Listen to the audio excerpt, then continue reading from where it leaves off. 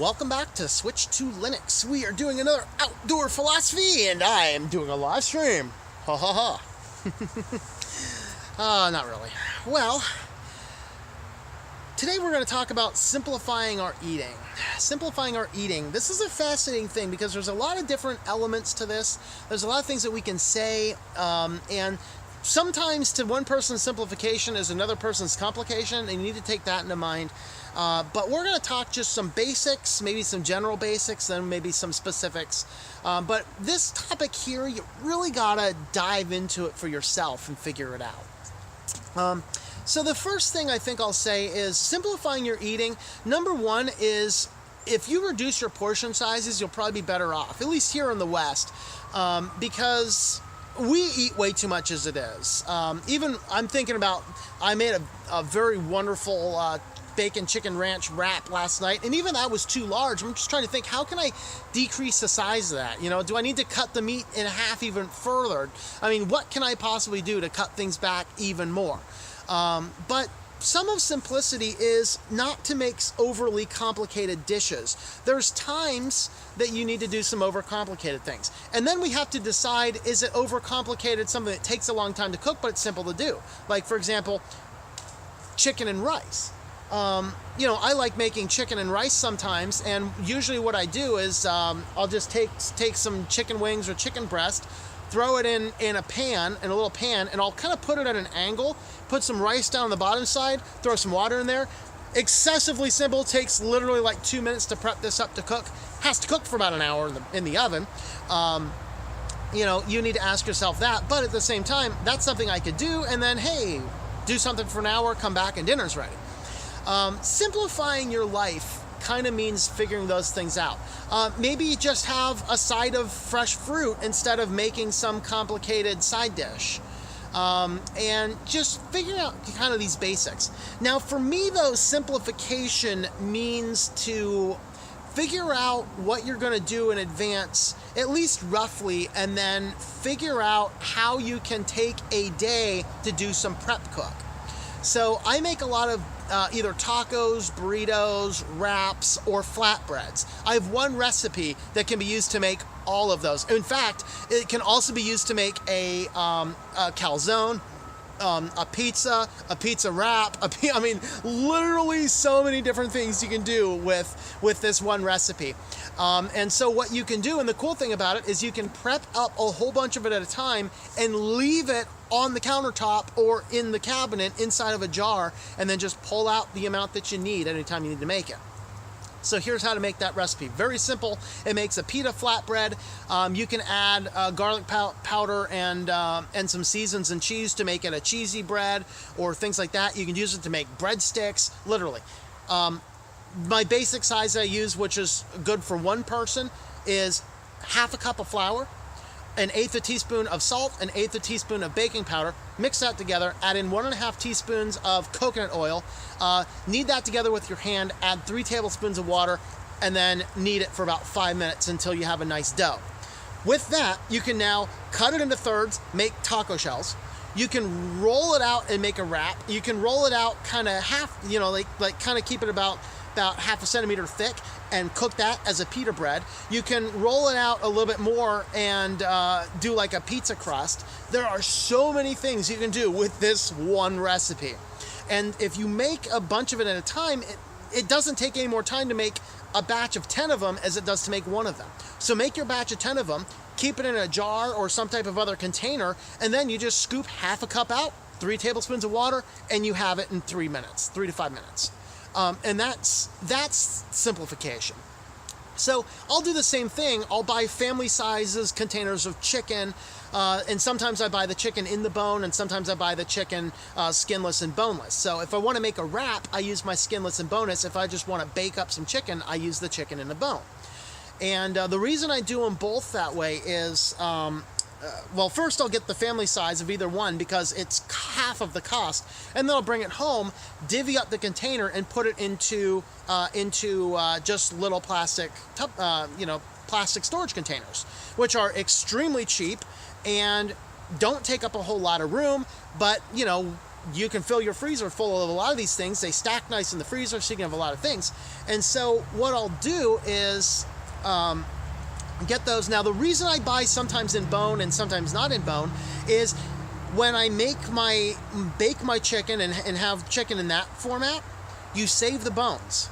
You save the bones into a plastic bag, like a gallon plastic bag, or if you have a large gallon size container, you save the bones. Because did you know that bones is pretty much all you need to make chicken broth? You save up about a gallon of bones or so, you throw them in a crock pot, cover them with water, throw in 2 to 3 tablespoons of vinegar, a few parsley flakes, put that on high in a crock pot, and in the morning you have chicken broth. That's it. We talk about chicken noodle soups being really good for you. Not modern day chicken noodle soup that's all full of preservatives and emulsifiers and all that other stuff. But if you make a chicken broth from home, you can now take that chicken broth as a base for a variety of different soups. You can just drink it as chicken broth. Some people actually do that. Or you can actually store that in a container and make gravy out of it later. So I just made a big batch of chicken broth today because, I had a lot of bones left over from Thanksgiving. And so I made a bunch of chicken broth. I took half of the broth, and with half of the broth, I'm actually making a chicken noodle soup right now that I'm going to freeze down into 10 containers. So that gives me dinner for 10 different meals, all once today. How long is that total prep time for me? It took me 5 minutes to put everything in the crock pot yesterday. It took me about 20 minutes today. You first have to strain the bones out. So you basically transfer it out of the crock pot, and then I run it through a metal strainer back into the crock pot. And then I added the leftover chicken or turkey, whatever else. You can do turkey noodle soup too, I guess. And then I throw that into there, and then I chopped up an onion, some garlic cloves, celery, carrots, threw that all in there, added some various spices to it, letting that sit until tonight, probably around 7 o'clock tonight. I'm going to make some egg noodles, throw them in there. In 10 minutes I have soup. So that's kind of what you do in that respect. But you can take that chicken broth and you can do a lot more things than just have chicken broth. You can use that to make a soup for base. I use that same broth to make a chicken noodle soup base. You can also use it to make a ham and bean soup base, which also needs chicken noodle, like a chicken broth to do that. So I can use those. You also, though, can take 2 cups of that, set that aside in 2-cup containers, mix it in with, I want to say it's a 1/3 cup of butter and a 1/4 cup of flour. Heat that together until it's a paste, add 2 cups of chicken broth to it, and you have the best chicken gravy I've ever had. Add some salt and pepper and stuff to it. So what we're doing with simplification and simplifying your eating patterns is figuring out how you can spend just a little bit more time once or twice a month, maybe 2 or 3 times a month, to simplify your eating the rest of the week. Because what happens is when all of your food is in either single serve, or if you have 2 people, a double serve, or if a family, you can put it into 4-person serve. When everything is simplified into that level containers, you can go out, buy a huge family pack of chicken or whatever else, divvy it out into the appropriate size containers for your family, freeze everything down, develop yourself a little schedule. No, okay, we're gonna do chicken wraps tonight. Okay, that's easy. You pull out 1 family size thing of chicken, leave it sit out to thaw, either there or overnight in the refrigerator. Okay, we need to make 4 wraps to go with that. So I reach into my already prepared wrap container, 2 cups of there, add in enough water to make 4 different wraps, stir that around, roll it out. So one person literally mixing that together, stirring it around, making all your wraps, throw them on a pan, cook those while the other guy's taking the chicken, cutting it into pieces. Someone else is over there manning the sink to clean the dishes. You can literally sit down to dinner. Every dish is clean except the ones you're eating off of. All of your prep time was no more than 20 minutes. Now, even if you're a single guy, you can get this stuff cut down to like 5 minutes cook time, and that's the simplification. So another thing is do some simplification as far as cutting out more complicated sides and replace it with just a simple vegetable, maybe a simple vegetable steamed or sauteed in butter or whatever else. Just do something easy and simple. What I do a lot as a dessert is fresh foods, things like that. And so simplifying your eating means that you're not overly complicating everything. You have an idea of the types of things you want to have, and then you set about how to make it, oftentimes in large batches, so that your daily routine becomes a lot faster. And that's simplification. So, and some of these almost sound complicated. Isn't it easier to just go out and buy a bunch of processed food? No, actually. You end up eating a lot more. You produce a whole lot more waste. I mean, what I do, I mean, I don't take out the garbage, but like once a week usually. There's nothing rotting in the garbage because I don't really have any food waste. I mean, literally, that's how streamlined things are in my house. The only time I'll have any of that is on that prep day. You know, I'll come in, I'll buy 2 family-sized containers of chicken divvied up into different, different storage containers in the freezer. I'll also make my own cookies. So when we talk about cookies real quick, how to have your desserts. Well, who doesn't like fresh-baked cookies? How'd you like to have fresh-baked cookies every day as a little dessert? Very simple. This works with every cookie recipe I've ever seen. I've done it personally with peanut butter cookies, snickerdoodles, sugar cookies, spice cookies, chocolate chip cookies. You make your dough, and then you roll it onto wax paper. And you set it in the refrigerator or the freezer overnight, or just for a few hours in the freezer. You can make that first, put it in the freezer after dinner. Now you cut it into your little slices, put it in another one of the storage containers. Every time you want fresh cookies, pull them out, drop them in either the oven, or this is why I keep a toaster oven on hand. I can make, 4 to 6 cookies in a toaster oven in 5 minutes. Always fresh cookies. I never make cookies in a large batch and just have a large batch of pre-cooked cookies laying around. They disappear too fast. But you can do a lot more portion control if they're frozen down as pucks in your freezer. That's what restaurants do. It's very simple. It's very fast. And it works on a personal level. It works on a family level. That's a way to do it. So figuring out how to make your own things from a lot of your own raw ingredients also is a deeply simplifying thing. So those are kind of those things to keep in mind. Now, some of these do seem a little bit more complicated than less complicated, but try them out for 3 to 6 months, and you'll see actually how much it does simplify your life when you have your eating habits down. I know generally, I don't experiment with a ton new recipes, but I have so many recipes you wouldn't know it. And that's kind of the difference. So, I'll do things like, I'll do chilies.